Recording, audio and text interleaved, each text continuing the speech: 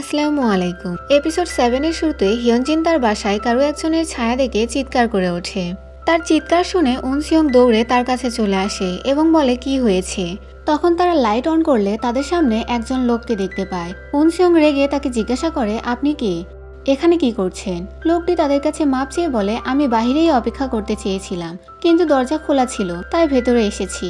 উনসিয়ং অনেক রেগে যায়। সে পুলিশকে কল করতে চাইলে লোকটি বলে, এটা কি উজিনের বাড়ি নয়? হিয়নজিন লোকটির মুখে তার বোনের হাজবেন্ডের নাম শুনে বলে, আপনি তাকে কিভাবে চিনেন? লোকটি বলে, আমি উজিনের বাবা, অর্থাৎ লোকটি তেয়ং এরও বাবা। অন্যদিকে তেয়ং হিয়নজিনকে বারবার কল করে, কিন্তু সে কল না ধরাতে তেয়ং ভয় পেয়ে যায়। সে দৌড়াতে দৌড়াতে বাড়িতে আসে। উনসিয়ং বাহিরে দাঁড়িয়েছিল। সে বলে, হিয়নজিন কোথায়? উনসিয়ং বলে, ভেতরে। সে ভেতরে এসে হিয়নজিনকে দেখে বলে, তুমি ঠিক আছো তো? আমি অনেক ভয় পেয়ে গিয়েছিলাম, তুমি ফোন কেন ধরছিলে না? তখন হিয়নজিন তাকে তার বাবাকে দেখায়। তেয়ং বলে, এটা কে? তখন তেয়ং এর বাবা তার কাছে এসে অনেক ইমোশনাল কথাবার্তা বলতে শুরু করে। সে তেয়ং এর মাথায় হাত দিতে চাইলে তেয়ং তাকে হাত দিতে দেয় না। সে অনেক রেগে যায়। তেয়ং বলে, আপনি কি? তখন হিয়নজিন বলে, তিনি তোমার বাবা। তেয়ং অনেক রেগে যায়। তেয়ং এর বাবা তখন কাঁদতে শুরু করে। হিয়নজিন তাদের কথা বলতে দিয়ে নিচে চলে আসে এবং সে উনসিয়ং এর কাছে এসে তাকে এখান থেকে যেতে বলে। উনসিয়ং যেতে চায় না। হিয়নজিন বলে, এখন চিন্তা করার কোনো দরকার নেই। উনসিয়ং বলে, কোনো সমস্যা হলে আমাকে কল করবে। এটা বলে সে চলে যায়। অন্যদিকে তেয়ং তার বাবাকে বলে, আপনি এখানে কেন এসেছেন? সে তেয়ংকে বোঝানোর চেষ্টা করে যে এখানে সে শুধু তাদের সাথে দেখা করতে এসেছিল। তেয়ং তার কোনো কথা শুনতেই রাজি নয়, তাই সে তাকে চলে যেতে বললে লোকটি বলে, আমি জানি তুমি কেমন অনুভব করছো। তাই সে এখান থেকে চলে যায়। এদিকে হিয়নজিনের প্রতিবেশী এই সব কিছু শুনে তাকে নিয়ে চিন্তা করে। হিয়নজিন বলে, চিন্তা করার দরকার নেই, পুলিশ জলদি চোরকে ধরে নিবে। বাসায় আসার পর তেয়ং হিয়নজিনের হাতে আঘাত দেখতে পায়। সে তাকে রুমে নিয়ে গিয়ে ব্যান্ডেজ লাগিয়ে দেয় এবং সে হিয়নজিনের কাছে মাপ চায় আর বলে, আমার বাবার ওইভাবে বাসায় ঢোকাতে তুমি অনেক ভয় পেয়ে গিয়েছিলে, তাই না? হিয়নজিন বলে, সরি বলতে হবে না, আমার থেকেও তো তুমি তোমার বাবাকে ওইভাবে দেখে বেশি কষ্ট পেয়েছো। তেয়ং বলে, ছোট থেকে তাকে ছাড়াই থেকেছি, তাই এতে আমার কিছু যায় আসে না, আমার তো তার ব্যাপারে খুব বেশি মনেও নেই। তখন তেয়ং এর ছোটবেলার কিছু সিন দেখানো হয়। সে বাড়িতে আসলে অনেক পাওনাদারদের দেখতে পায়। তারা তাকে ধরে তার বাবার ব্যাপারে জানতে চায়। তেয়ং বলে, আমি জানি না সে কোথায়। তাদের ধাক্কায় তেয়ং নিচে পড়ে যায়। সে দেখে তার বাবা সেখানেই ছিল, কিন্তু এইসব দেখেও তেয়ং এর বাবা তার কাছে না এসে সেখান থেকে আরো উল্টে চলে যায়। সিন চেঞ্জ হলে দেখি তেয়ং তার বাবার সাথে দেখা করতে আসে। সে তার বাবাকে বলে, আপনি কি উদ্দেশ্যে আমার সাথে দেখা করতে চান আমি বুঝতে পারছি না, কিন্তু এরপর থেকে কখনো আর ওইভাবে আমাদের বাসায় ঢুকবেন না। লোকটি বলে, আমি তো তোমার বাবা। তেয়ং রেগে বলে, কোন মুখে নিজেকে বাবা বলছেন? আপনি ছোটবেলাতেই আমাদের ছেড়ে চলে গিয়েছিলেন, আর আজকে 20 বছর পরে সে বলছেন আপনি আমাদের বাবা। আপনার জন্য এটাই ভালো হবে, আমাদের সামনে আর আসবেন না। এটা বলে তেয়ং সেখান থেকে যেতে নিলে তিনি তার হাত ধরে তাকে থামায় এবং বলে, আমাকে শেষবারের মতো একটা সুযোগ দাও, এবার আমি আমার বাবা হওয়ার দায়িত্ব পালন করতে চাই। তেয়ং বলে, তার কোনো দরকার নেই। তার বাবা নিচে বসে পড়ে এবং তিনি তেয়ং এর কাছে মাপ চাইতে থাকে। তেয়ং তার কোনো কথা না শুনেই চলে যায়। সিন চেঞ্জ হলে উনসিয়ংকে দেখি। সে সবাইকে জানায় কোম্পানি তাদের প্রজেক্ট মেইন প্রজেক্ট হিসেবে সিলেক্ট করেছে। এটা শুনে সবাই খুশি হয়ে যায়। এরপর হিয়নজিন উজুকে ডে কেয়ার সেন্টার থেকে নিয়ে আসছিল। তখন সেখানে গাড়ি নিয়ে উনসিয়ং আসে। সে তাদের গাড়িতে উঠিয়ে বাসায় ড্রপ করতে চায়। সে হিয়নজিনকে বলে, আমি কি তোমাদের বাসায় আসতে পারি? এরপর সে তাদের বাসায় ড্রপ করে এবং হিয়নজিনের সাথে বাসার ওপরে এসে বাসার লক ঠিক করে দিচ্ছিল। সে হিয়নজিনের কাছে টুল বক্স চায়।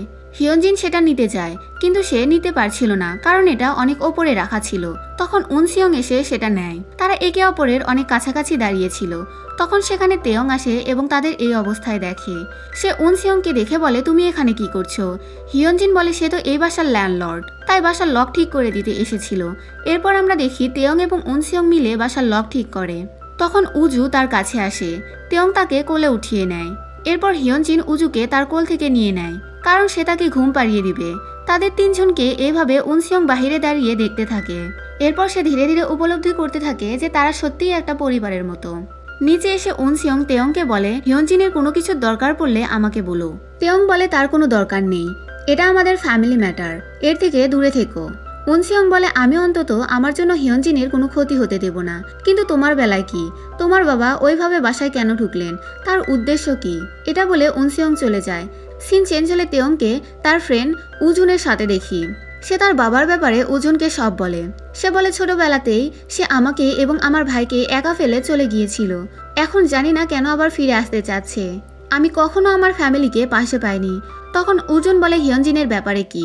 তার কথা শুনে তেয়ং বলে উজু এবং হিয়নজিনকে এখন আমার পরিবার মনে হয়, এই জন্যই আমি ভয় পাচ্ছি যাতে তাদের সাথে খারাপ কিছু না হয়। অন্যদিকে তেয়ংয়ের বাবা হিয়নজিনের বাসার নিচে এজাদের সাথে কথা বলছিল। তখন হিয়নজিন উজুকে নিয়ে সেখানে আসে। এরপর তারা বসে কথা বলছিল।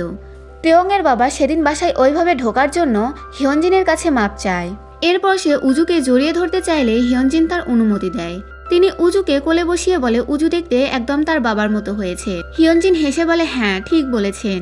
এরপর তেয়ংয়ের বাবা বলে তেয়ং বলেছে সে আর কখনো আমার চেহারা দেখতে চায় না, কিন্তু আমি তার সাথেই থাকতে চাই। হিয়নজিন বলে আপনাদের মাঝে কি হয়েছে সেটা আমি জানি না, কিন্তু আপনার তাকে একটু সময় দেওয়া উচিত। তেয়ংয়ের বাবা বলে ঠিক আছে। এরপর বাসায় এসে হিয়নজিন তেয়ংকে বলে আজ তোমার বাবার সাথে দেখা হয়েছিল। তেয়ং অবাক হয়ে বলে তিনি তোমার কাছে টাকা চায়নি তো? হিয়নজিন বলে আরে না না, কিন্তু তিনি তোমার সাথে দেখা করতে চায়, তোমার সাথে থাকতে চায়। আর সে উজুকে দেখে অনেক বেশি খুশি হয়ে গিয়েছিল। তেয়ং এটা শুনে একটু রেগে বলে উজুর সাথে তাকে পরিচয় করানোর কি দরকার ছিল? হিয়নজিন বলে তিনি তো তোমার বাবা। তেয়ং বলে কিসের বাবা? সে আর উজিন একই, তারা দুজনেই আমাকে একা ফেলে চলে গিয়েছিল আর কখনো ফিরে আসেনি। হিয়নজিন বলে উজিনের এমন করার হয়তো কোনো কারণ ছিল। তেয়ং বলে হ্যাঁ ঠিক বলেছ, তাদের সবার কাছেই আমাকে ছেড়ে যাওয়ার হয়তো কোনো কারণ ছিল, কিন্তু সেটা কি সেটা আমি আজ পর্যন্ত জানলাম না। আমি তাদের জন্য কত অপেক্ষা করেছি, কিন্তু তারা কেউ ফিরে আসেনি। তেয়ং ইমোশনাল হয়ে যায়। হিয়নজিন বলে আমি ওইভাবে বলতে চাইনি। তেয়ং বলে আমি ভেবেছিলাম তুমি অন্তত আমাকে বুঝবে। এটা বলে সে তার রুমে চলে যায়। হিয়নজিন তাকে কষ্ট দিয়ে কথা বলতে চায়নি। সিন চেঞ্জ হলে হিয়নজিনের অফিসের সিন দেখানো হয়। হিয়নজিনরা যে প্রজেক্টে কাজ করছিল সেটা লিক হয়ে গেছে এবং তাদের কম্পিটিটররা সেই প্রজেক্টটি নিজেদের নামে তাদের আগেই ক্লায়েন্টদের দেখিয়েছে এবং বলেছে উনসিয়ং রায় তাদের আইডিয়া কপি করেছে। সবাই এই জন্য অনেক চিন্তিত হয়ে যায়। এরপর হিয়নজিন ওয়াশরুমে আসলে সে তার কলিগদের কিছু কথা বলতে শুনতে পায়। তারা বলাবলি করছিল এটা হয়তো হিয়নজিনই করেছে, কারণ সে পার্মানেন্ট এমপ্লয় নয়। আর তাদের টিম লিডার উনসিয়ং হিয়নজিনকে একটু বেশিই কেয়ার করে। সে হয়তো এই কাজ পাওয়ার জন্য উনসিয়ংয়ের ব্যবহার করছে। ভেতর থেকে এই সব কথা হিয়নজিন শুনতে পায়। সে বাহিরে এসে বলে আমি কিছুই করিনি, বাজে কথা বলা বন্ধ করো। এরপর সে বাহিরে আসে। সে দেখে কোম্পানির গ্রুপ চ্যাটেও তাকে নিয়েই এই সব কথাই হচ্ছে। সবাই তাকে সন্দেহ করছে। তখন তার কাছে উনসিয়ং আসে আর বলে মানুষের কথায় কান দিও না। হিয়নজিন হেসে বলে আমি ঠিক আছি। উনসিয়ং বলে তুমি আমার সাথে সব শেয়ার করতে পারো, আমার সামনে মিথ্যা মিথ্যা হাসার কোনোই দরকার নেই। এরপর তেয়ংকে দেখি সেও প্রজেক্টের ব্যাপারে আলোচনা করার জন্য হিয়নজিনদের অফিসেই এসেছিল। সে লোকদের ওই টপিকে কথা বলতে শুনতে পায়। এরপর সে হিয়নজিনের দেখা পায়। প্রথমে সে কাল রাতের ব্যাপারের জন্য হিয়নজিনের কাছে মাপ চায়। হিয়নজিন বলে দোষটা আমারই, তুমি ইমোশনাল হয়ে গিয়েছিলে, আমি ওইভাবে বলতে চাইনি। তখন উনসিয়ং তাকে ডাকে। এরপর সে তেয়ংকে বাই বলে সেখান থেকে চলে যায়। তারপর তাদের মিটিংয়ে দেখি কোম্পানির ম্যানেজার তখন জানতে পারে যে হিয়নজিন এই প্রজেক্ট হ্যান্ডেল করছিল। তখন তিনি রেগে যায়। সে উনসিয়ংকে বলে কোনো দক্ষ কাউকে এই প্রজেক্ট দেওয়া উচিত ছিল। উনসিয়ং বলে আপনি তার প্রেজেন্টেশন দেখে বুঝতে পারবেন যে সে এই কাজের জন্য যোগ্য কিনা। এই জন্য হিয়নজিন তার প্রজেক্টের জন্য অনেক বেশি কাজ করতে থাকে। অনেক রাত হয়ে যায়। সে অফিসেই কাজ করতে থাকে। উনসিয়ং তার সাথেই ছিল। হিয়নজিন তাকে যেতে বললেও সে বলে আমি কাজ করছি, কিন্তু সে আসলে গেম খেলছিল, তার কাছে কোনো কাজ ছিল না। হিয়নজিনের সাথে থাকার জন্য সে মিথ্যা বলে। অনেক রাত হয়ে যায়। হিয়নজিন নিচে আসলে উনসিয়ং তাকে বলে চলো আমি ড্রপ করে দিয়ে আসি। বাসায় তেয়ংও তার জন্য অপেক্ষা করছিল। সে হিয়নজিনকে কল করলেও সে কল ধরে না। বাসার নিচে এসে উনসিয়ং বলে কোনো হেল্প লাগলে আমাকে বলো। হিয়নজিন বলে তোমার সাহায্যের আমার দরকার নেই। এই কথাটাও উনসিয়ংয়ের একটুও ভালো লাগে না, সে একটু কষ্ট পায়। হিয়নজিন বলে এইবার আমি নিজের যোগ্যতা প্রমাণ করতে চাই। উনসিয়ং বলে তুমি অবশ্যই পারবে, আর আমি সবসময় তোমার পাশেই আছি, আমি তোমার সাপোর্ট করব। তখন তেয়ং সেখানে আসে। তেয়ং বলে তুমি কল না ধরায় আমার একটু চিন্তা হচ্ছিল। হিয়নজিন উনসিয়ংকে বাই বলে তেয়ংয়ের সাথে চলে যাচ্ছিল। তখন পেছন থেকে উনসিয়ং তাদের থামায় এবং হিয়নজিনকে বলে প্রজেক্ট শেষ হলে আমি তোমাকে ডেটে নিয়ে যাব। এটা তেয়ংও শুনতে পায়, কিন্তু তার একটুও ভালো লাগে না। সে বাসায় এসে হিয়নজিনকে জিজ্ঞাসা করে উনসিয়ং তোমাকে পছন্দ করে, তুমিও তাকে পছন্দ করো নাকি? হিয়নজিন বলে হঠাৎ কি বলছো এইসব?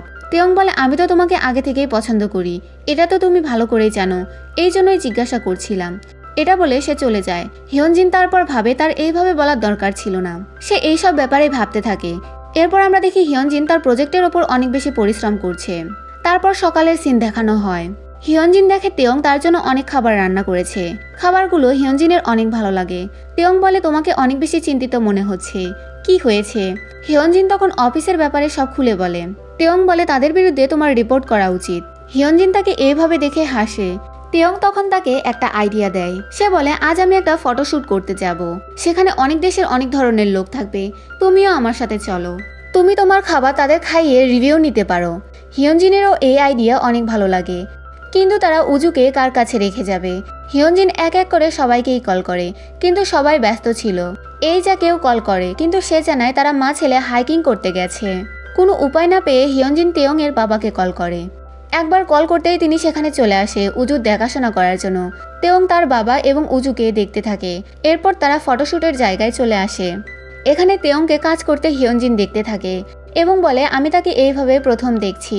এরপর ব্রেক টাইমে হিয়নজিন তেয়ংয়ের সব ক্লায়েন্টদের খাবারগুলো খাওয়ায়। সবার এই খাবারগুলো অনেক বেশি ভালো লাগে। তারপর তারা অনেক ভালো ভালো ফিডব্যাক দেয়। হিয়নজিন তাদের সব রিভিউ ভিডিও করে নেয়। এরপর সন্ধ্যা হয়ে যায়, তারা এখান থেকে ফিরে যাবে। তেয়ং হিয়নজিনকে বলে মানুষের রিভিউ পেলে? হিয়নজিন খুশি হয়ে বলে হ্যাঁ, অনেক ভালো ভালো রিভিউ দিয়েছে সবাই। তার কথা শুনে তেয়ং খুশি হয়ে যায়। তখন হঠাৎ করে বৃষ্টি হতে শুরু করে। তারা ভিজে যাচ্ছিল। তেয়ং হিয়নজিনের হাত ধরে দৌড়ে তাকে একটা জায়গায় নিয়ে আসে বৃষ্টি থেকে বাঁচার জন্য। হিয়নজিন হেসে বলে আমার বৃষ্টি অনেক ভালো লাগে, কিন্তু তোমার তো বৃষ্টি পছন্দ নয়। তেয়ং বলে আমার এতটাও খারাপ লাগে না। সে হিয়নজিনের পাশে বসে তার হাতের ওপর হাত রাখে। তারা একে অপরকে দেখতে থাকে। হিয়নজিন তার হাত সরিয়ে বলে তুমি তো পুরো ভিজে গেছো। তেয়ং বলে সমস্যা নেই। তারপর সে হিয়নজিনকে বলে তোমার সাথে বৃষ্টিতে ভিজতে আমার অনেক ভালো লাগে। আমি তোমার ছাতা হতে না পারলেও ততক্ষণ তোমার পাশে থাকবো যতক্ষণ বৃষ্টি থেমে না যায়। হিয়নজিন হেসে বলে আমিও সবসময় তোমার পাশেই থাকবো। সে তেয়ংকে প্রমিস করে। সিন চেঞ্জ হলে আমরা হিয়নজিনকে তার অফিসে দেখি। সে সবাইকে তার প্রেজেন্টেশন দেখায় এবং ওই সব লোকদের রিভিউ ভিডিও দেখায়। সবাই তার প্রেজেন্টেশন দেখে ইমপ্রেস হয়ে যায়। তারপর উনসিয়ং সবাইকে জানায় এই প্রজেক্ট তাদের টিমই পেয়েছে। সবাই অনেক খুশি হয়ে যায়। হিয়নজিনও অনেক খুশি ছিল। উনসিয়ং হিয়নজিনের প্রশংসা করে বলে তুমি অনেক ভালো কাজ করেছো। তখন তেয়ং তাকে মেসেজ করলে হিয়নজিন তেয়ংকেও এই ব্যাপারে সব জানায়। সেও অনেক খুশি হয়ে যায় এবং উজুকে বলে তোমার খালামুনি অনেক পরিশ্রম করেছিল। তারপর সে উজুকে নিয়ে কেক নিতে আসে, কারণ সে হিয়নজিনের প্রজেক্ট পাওয়ার খুশিতে সেলিব্রেট করতে চায়। সে কনফিউজড হলে উজুকে একটা কেক সিলেক্ট করতে বলে। উজু একটা কেক সিলেক্ট করলে তেয়ং সেটাই নিয়ে নেয়। অন্যদিকে হিয়নজিন খুশি খুশি বাসায় আসছিল। তখন হঠাৎ করে বৃষ্টি শুরু হয়। সে ভিজে যাচ্ছিল। তখন তার কাছে উনসিয়ং একটা ছাতা নিয়ে আসে। সে এখানে অবশেষে হিয়নজিনকে তার মনের কথা বলেই দেয়। সে বলে হিয়নজিন আমি তোমাকে পছন্দ করি। তার কথা শুনে হিয়নজিন তার দিকে তাকিয়ে থাকে।